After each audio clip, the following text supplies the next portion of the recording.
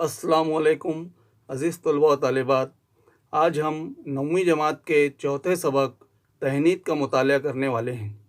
लेकिन उससे पहले बच्चों, आपके इल्म में ये बात आई होगी कि महाराष्ट्र हुकूमत और एसएससी बोर्ड ने पहली से 12वीं जमात का जो निसाब है, तो इस साल जो कोविड-19 इस वबाई मर्ज़ों की जो सूरत हाल है, उसके मद्देनज़र निसाब में 25% कमी कर दी है।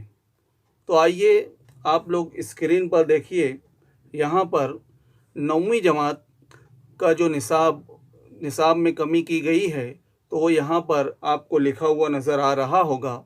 उसको एक नज़र देखते हैं। आपके हाथों में आपकी दरसी किताब है, उसमें आप लोग फ़हरिस्त वाला हिस्सा सामने रखिए और एक पेंसिल भी रखिए अपने पास, और यहाँ पर जो बताया जा रहा है तो उसके मुताबिक आप लोग निशानदही कर लीजिए। क्योंकि ये जो असबाक, नज़में और गज़लें हैं, तो इसमें से आप लोगों को सवालात नहीं पूछे जाने हैं, लेकिन कुछ अहम बातें जानना ज़रूरी है। बच्चों, सबसे पहले असबाक का जो हिस्सा है, हिस्सा नस्र जो है, वो हम लोग देख लेते हैं कि उसमें आपका सबक नंबर 5 किस्मत बेग, और छठा सबक बगदाद का सफ़र, और 9वां सबक जो है वो खुतूत। इसके अलावा हिस्सा नज़्म, उसमें अगर हम देखें तो बारिश की मज़म्मत में मेरा सफ़र, और रुबाइयात में अगर आप देखें तो मिर्ज़ा दबीर और फ़िराक गोरखपुरी, इनकी रुबाइयों को निसाब से सिर्फ़ इस साल के लिए कम कर दिया गया है, 2020-21 के लिए। और ये जो असबाक और नज़में कम की गई हैं, इसमें से आपको सालाना इम्तिहान में और जो अभी शशमाही इम्तिहान, तो उसमें सवालात नहीं पूछे जाने वाले हैं। तो बच्चों, आगे बढ़ते हैं। जो कतात का जो हिस्सा है, इसमें ज़ौक़, अख्तर अंसारी और अब्दुल हमीद अदम, इनके जो कतात हैं उसको हज़फ कर दिया गया है, यानी कि कम कर दिया गया है। आप लोग इत्मीनान से इस वीडियो को पॉज़ करके आप लोग अपनी जो फ़हरिस्त है दरसी किताब की, उसमें निशानात लगा लीजिए। इसके बाद बच्चों, जो गज़लियात का जो हिस्सा है, तो उसमें मिर्ज़ा मोहम्मद रफ़ी सौदा और नासिर काज़मी और मजरूह सुल्तानपुरी, इनकी पूरी जो गज़लें हैं, ये 3 गज़लें जो हैं, तो इनको कम कर दिया गया है। इसके अलावा बच्चों, इज़ाफ़ी मुताले में 3 अफ़साने दिए हुए हैं आपकी किताब में, तो उसमें से जो दूसरा जो अफ़साना है, तो उसको, जिसका नाम है कि 19 मार्च 2150 ईस्वी, तो इसको हज़फ कर दिया गया है, कम कर दिया गया है। लेकिन बच्चों, एक बात ख़याल रहे कि ये जो असबाक नज़में निसाब में से कम की गई हैं इस साल के लिए, जिसमें से सवालात नहीं पूछे जाने वाले हैं, तो उसमें जो अमली कवायद का हिस्सा है, यानी जो कवायद का जो हिस्सा रहेगा, तो वो उसका आप लोगों को उसकी पढ़ाई मुताला करना है, उसको समझना है, क्योंकि उसमें से सवालात पूछे जाने हैं। सबक नज़मों में से नहीं पूछा जाएगा, लेकिन जो कवायद का हिस्सा है उसमें से पूछा जाएगा। तो इसलिए बच्चों, आप लोग इसको अपनी किताब की फ़हरिस्तों में निशानदही कीजिए, क्योंकि आप लोग जानते हैं कि हर साल 15 जून से स्कूलें शुरू हो जाया करती थीं, और मामूल के मुताबिक आपकी अगली जमात की पढ़ाई शुरू हो जाया करती थी। लेकिन इस साल इस वबाई सूरत हाल से ना सिर्फ पूरी दुनिया, बल्कि हमारा मुल्क और हमारी रियासत महाराष्ट्र भी जूझ रही है। तो बच्चों, इसलिए ये 25% निसाब को कम किया गया है। तो आप लोग अच्छी तरह से इसको निशानदही कर लीजिए। इसके बाद हम लोग सबक का मुताला शुरू करते हैं। अज़ीज़ तलबा, आइए हम लोग सबक जो तहनीद है, तो इसका मुताला शुरू करते हैं। बच्चों, तहनीद ये जो सबक है, तो इसके मुसन्निफ़ सैयद सुलेमान नदवी हैं, और इस सबक में ये बताया गया है कि दुनिया में बहुत सारी मुख्तलिफ़ ज़बानें बोली जाती हैं, और ये जो ज़बानें होती हैं, तो इन ज़बानों में एक दूसरे से अल्फाज दाखिल होते हैं, शामिल होते हैं, और फिर वो उसी ज़बान का हिस्सा हो जाते हैं। اور اسی ज़बान کے اصولوں پر طریقۂ کار پر عمل پیرا انہیں ہونا پڑتا ہے، کیونکہ الفاظ جو ہوتے ہیں ان کا تلفظ ہوتا ہے، لب و لہجہ، انداز، اس کی حروف کی ادائیگی ہوتی ہے مخصوص. تو اس مخصوص جو لب و لہجہ ہوتا ہے، تو وہ جو دوسری زبان سے جو الفاظ ایک زبان میں داخل ہوتے ہیں تو وہ اسی زبان کا حصہ بن جاتے ہیں، اور جس علاقے کی وہ زبان ہوتی ہے اس علاقے کا تلفظ اور لب و لہجہ اس پر اثر انداز ہوتا ہے. اس کے بعد بچوں، سبق کا جو موضوع ہے تو یہ زبان شناسی ہے. زبان شناسی یعنی کہ زبانوں کی معلومات، یعنی اس میں مختلف زبانوں اور ان کے الفاظ جو ہیں اس کو بڑے دلچسپ انداز میں یہاں پر بتایا گیا ہے کہ الفاظ کس طرح کسی زبان کا حصہ بنے، اور اس مخصوص اصطلاح کو اس کا نام کیوں دیا گیا، کس طرح سے وہ ہندی، اردو اور دیگر زبانوں میں داخل ہوئے. اور نثری صنف و مضمون ہے. بچوں، مضمون کسے کہتے ہیں؟ تو مضمون کی تعریف اس طرح سے ہے کہ کسی موضوع پر مربوط انداز میں اظہار خیال کے ساتھ اگر اس میں علمیت اور سنجیدگی پائی جائے، یعنی کہ ربط کے ساتھ کسی معلومات کو پیش کیا جائے، تو اس نثری صنف کو مضمون کہتے ہیں. اب بچوں، اس کے بعد جو جان پہچان کا حصہ ہوتا ہے اس میں اس سبق کے جو مصنف ہیں سید سلیمان ندوی، تو ان کے تعلق سے معلومات ہے. آئیے ہم لوگ اس کو تصاویر کی مدد سے جاننے کی کوشش کرتے ہیں. سید سلیمان ندوی اس سبق کے مصنف. یہاں اسکرین پر آپ لوگ دیکھیے، آپ کو دو تصاویر نظر آ رہی ہیں. ایک تصویر میں سبق کے جو مصنف ہیں وہ درمیان میں ہیں، اور ان کی ایک جانب شاعر مشرق ڈاکٹر علامہ اقبال بھی ان کے ساتھ ہیں. یہ افغانستان کے دورے پر ان حضرات کی ملاقات ہوئی تھی، اس وقت کی تصویر ہے. اور اس کے بعد دوسری تصویر میں تنہا مصنف سید سلیمان ندوی آپ کو ایک کرسی پر بیٹھے ہوئے نظر آ رہے ہیں. بچوں، یہ اردو ادب کے اور ہمارے بزرگوں میں، آباء و اجداد میں یہ بہت ہی کہنا چاہیے باکمال شخصیات گزری ہیں. سید سلیمان ندوی 22 نومبر 1884 کو دیسنا، بہار میں ان کی ولادت ہوئی اور وفات 1953 عیسوی کو کراچی میں ہوئی. بچوں، آپ سوچ رہے ہوں گے کہ ولادت ان کی ہندوستان میں ہوئی اور وفات ابھی کا جو ملک ہمارا پڑوسی ملک ہے پاکستان، وہاں پر ہوئی. دراصل اس وقت تو جب ہندوستان غیر منقسم ہوا کرتا تھا، یعنی کہ آزادی سے پہلے جب ہندوستان اور پاکستان ایک تھے، اس وقت تو ان کی ولادت صوبہ بہار میں ہوئی تھی. بچوں، آگے انہوں نے جو رائج طریقہ تھا، یعنی کہ گھر پر ہی ابتدائی تعلیم کا انتظام کر دیا جاتا تھا، تو اس طرح سے انہوں نے بھی اپنی ابتدائی تعلیم مکمل کی. اور اس کے بعد اعلیٰ تعلیم کے لیے یہ لکھنؤ کے دارالعلوم ندوۃ العلماء اس ادارے میں، اس مکتب میں داخل ہوئے، اور وہاں سے انہوں نے اپنی علم میں اضافہ کیا. بچوں، یہ جو تصویر آپ کو نظر آ رہی ہے یہ دارالعلوم ندوۃ العلماء کی ہے.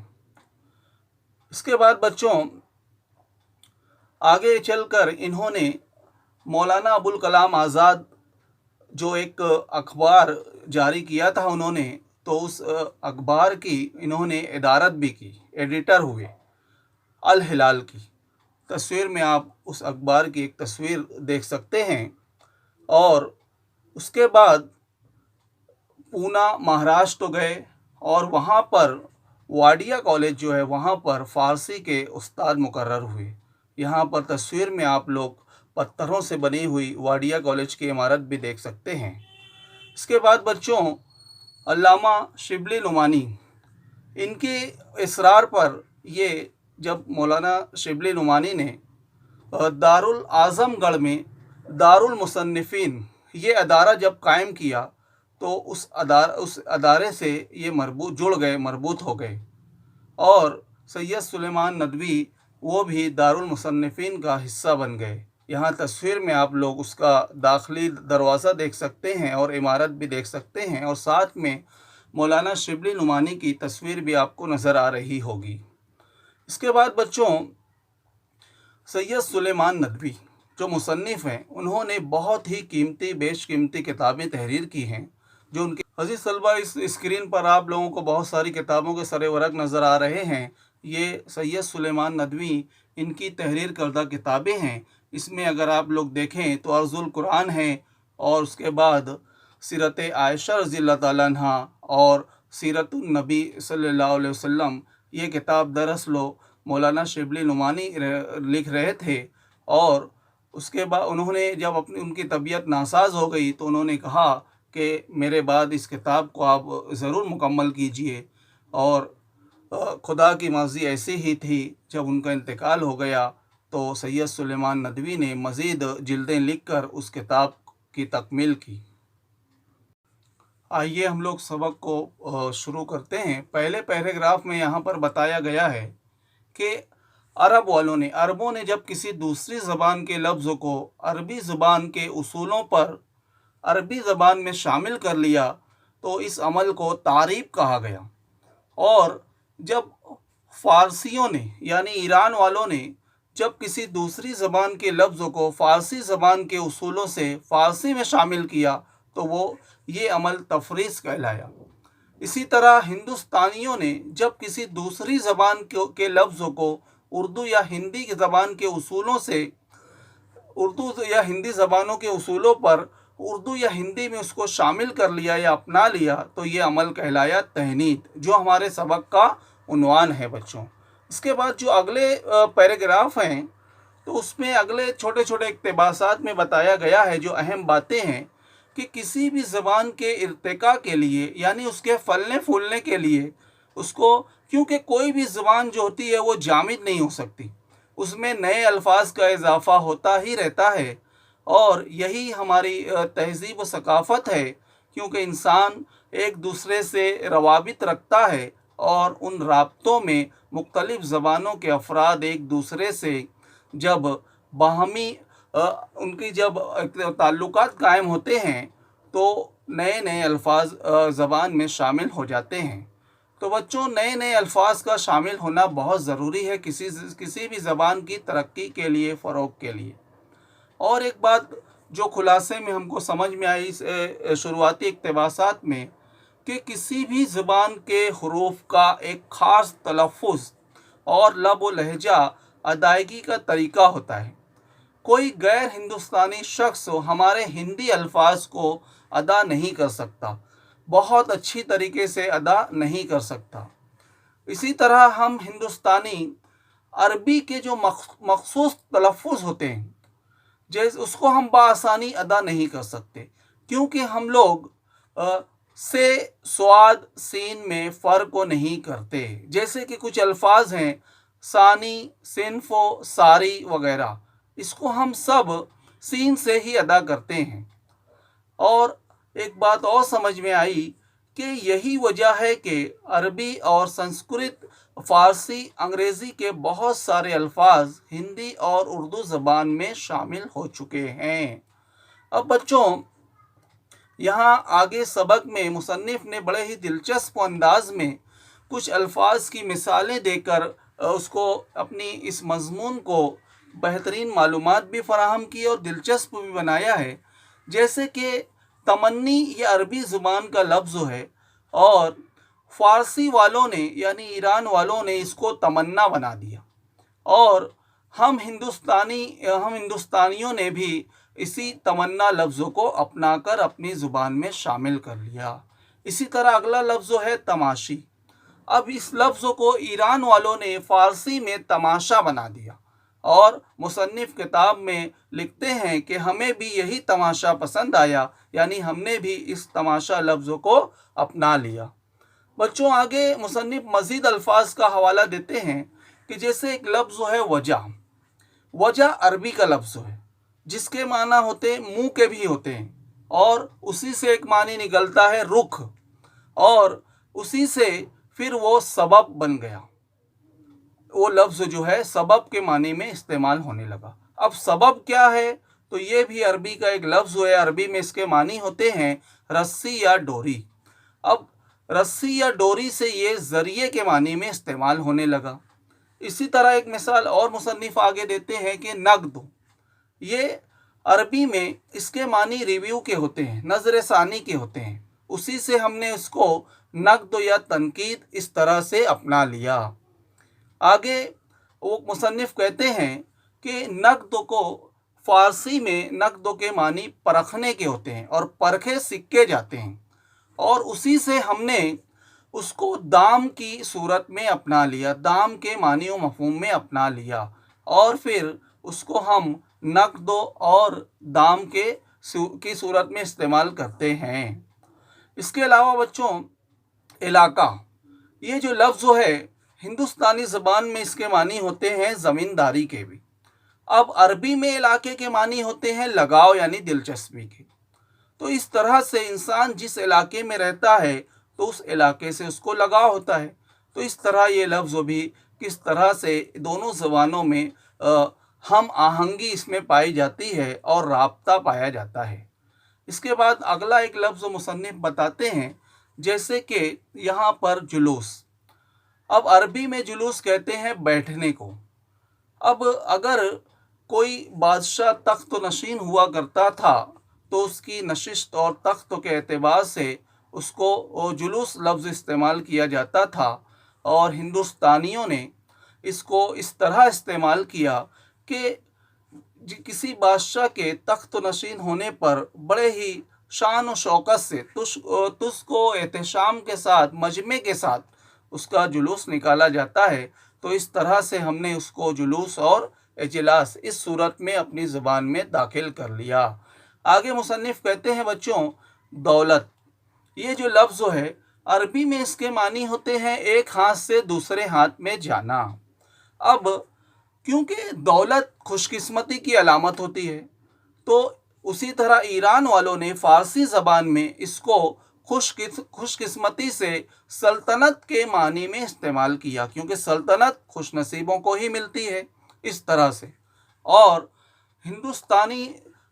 हिंदुस्तानियों ने यानी हिंदी उर्दू ज़बान में इसी दौलत को बदौलत के ज़रिए यानी कि ज़रिया इस तरह से दोबारा इस्तेमाल में लिया। अब एक और लफ्ज़ देखते हैं।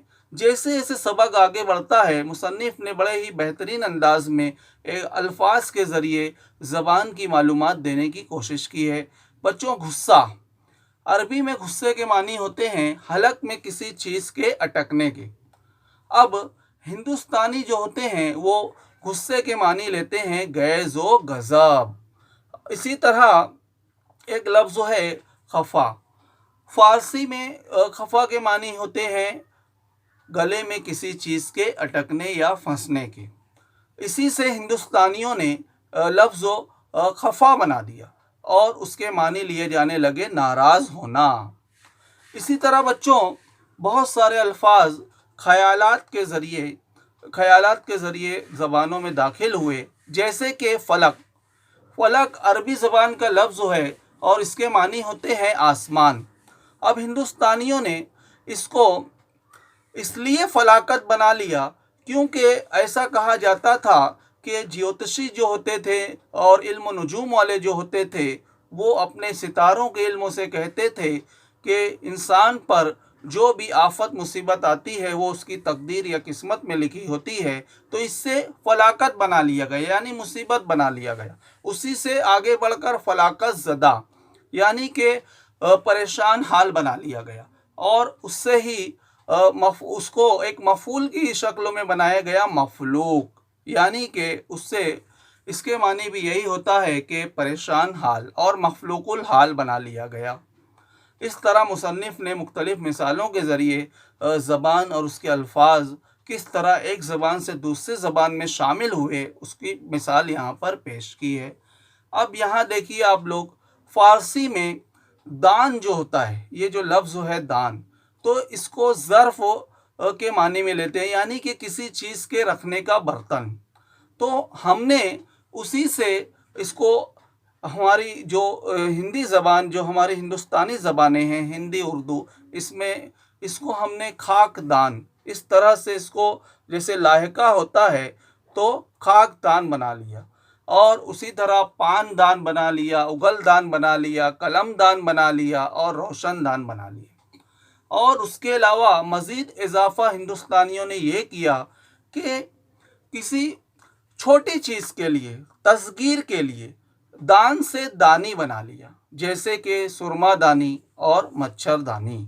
इस तरह ज़बान का सफ़र आगे बढ़ता है और मुसन्निफ़ आगे कहते हैं कि हिंदी और संस्कृत ये जो ज़बानें हैं तो इनसे भी उर्दू में बहुत सारे अल्फाज शामिल हुए, और किस तरह उर्दू ज़ुबान है इसमें हिंदी और संस्कृत के जो भारी भरकम अल्फाज थे उनको किस तरह से लतीफ़ अंदाज में उर्दू में शामिल किया गया। जैसे कि यहाँ पर मराठी रस्मुल ख़त में लिखा हुआ किताब में भी आप देख रहे हैं कि ब्राह्मण, अब ये लफ्ज़ कहने में ज़रा दुश्वार था तो इसको उर्दू वालों ने ब्राह्मण कहकर आसान करके अपनी ज़ुबान में शामिल कर लिया। इसी तरह दूसरा दिया गया है गुण। अब ये बोलना भी दुश्वार है इसको अदा करना, इसलिए कि इसको हमने गुण कर लिया, खूबियाँ। उसी तरह बरखा रुत, इस लफ्ज़ को आसान बनाकर हमने बरसात कर लिया। और विचार यानी कि गौर व फिक्र करना, सोचना, इसको हमने विचार कर दिया। और आशा उम्मीद को कहते हैं तो इसको हमने आस बना लिया, आसान करके आस बना लिया।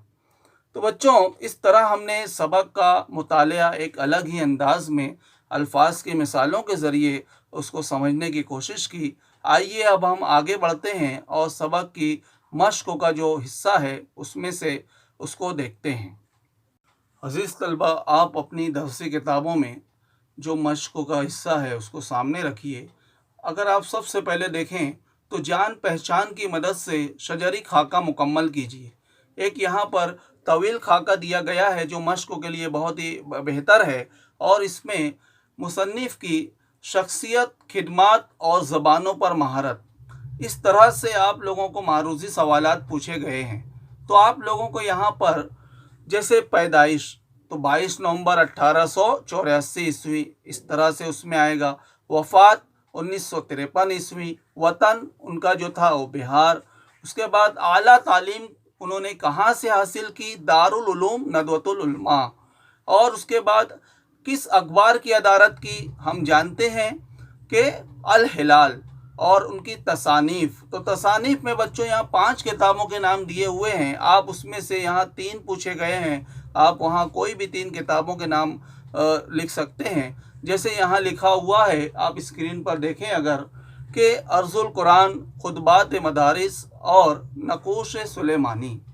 और उसके बाद ज़बानों पर जो उनको महारत हासिल थी तो उर्दू, फ़ारसी, इब्रानी और अंग्रेज़ी ज़बानों पर उनको महारत हासिल थी।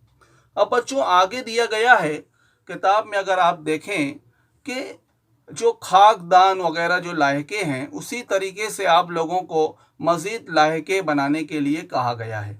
तो लायके क्या होते हैं बच्चों? ऐसा लफ्ज़ जिससे पहले बामानी अल्फाज मिलाकर एक नया बामानी लफ्ज़ बनाया जाए उसे लाहिका कहते हैं। यानी जो लफ्ज़ दिया गया है वो बाद में इस्तेमाल होगा, इसलिए वो लाहिका है। तो बच्चों जैसे कि मंद, दौलतमंद, ज़रूरतमंद, अक्लमंद। और खोर, जैसे सब्ज़ी खोर, चुगल खोर और गोताखोर। और खाना अगर यहाँ दिया हुआ है तो खातून खाना, दवा खाना, कुतुब खाना। और मश्क, आपकी मश्क के लिए आप स्क्रीन पर देखिए, यहाँ पर कुछ लाहिके दिए गए हैं, इस पर भी आप लोग मज़ीद अल्फाज बनाइए, जैसे कि याब, दार, नवीस और पज़ीर, परस्त और कार। इस तरह से आप लोग मज़ीद उसको आगे अपनी मश्क के लिए लिख सकते हैं। अब बच्चों आगे जो सवालात दिए गए ये आपका घर काम रहेगा। जैसे कि बड़े दिलचस्प सवाल हैं कि ज़ैल के लफ्ज़ों के मानी लुगत से तलाश करके लिखिए। अब उसमें बहुत सारे अल्फाज हैं, स्क्रीन पर आप देख सकते हैं। तो आप लोग, मैंने इससे पहले भी आप लोगों को कहा था कि आप फ़ैरुज़ुल लुगत या कोई और उर्दू डिक्शनरी जो है, जो लुगत है, उसका इस्तेमाल कर सकते हैं, और इससे इंसान की मालूमात में इजाफ़ा होता है, ज़ख़ीरे अल्फाज में इजाफ़ा होता है। तो बच्चों इसको ज़रूर तलाश करें।